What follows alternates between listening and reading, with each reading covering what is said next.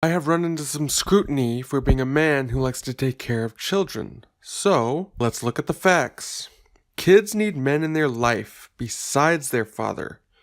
When I was in high school, I used to babysit my little sister and the neighborhood kids. I also worked as a swimming instructor and a lifeguard. In both cases, I had young children on my lap and in my arms. To call me a potential child molester, however, would be laughable. I was far more interested in the female lifeguards and my fellow female high schools. I am now a grandfather and continue to hold children on my lap, kiss them, and change diapers. Am I a pervert or a potential molester? No.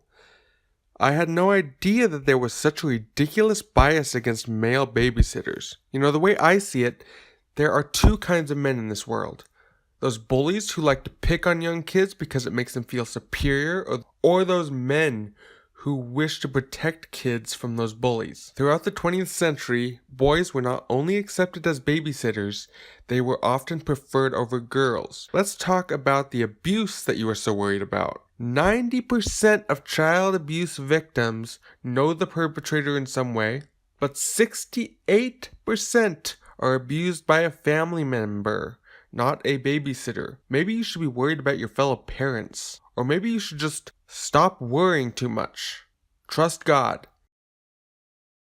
So what exactly is a manny? We went straight to the source to find out. A manny is essentially a male nanny, but we brought it to a new level. We call it a big brother, we call it a mentor, we call it a camp counselor. I think guys make great caregivers. They can be just as caring, they can be just as good with kids. My personal preference is always young, enthusiastic, and energetic. When it comes to male babysitters or nannies or whatever you want to call them, they just try a little harder, it seems.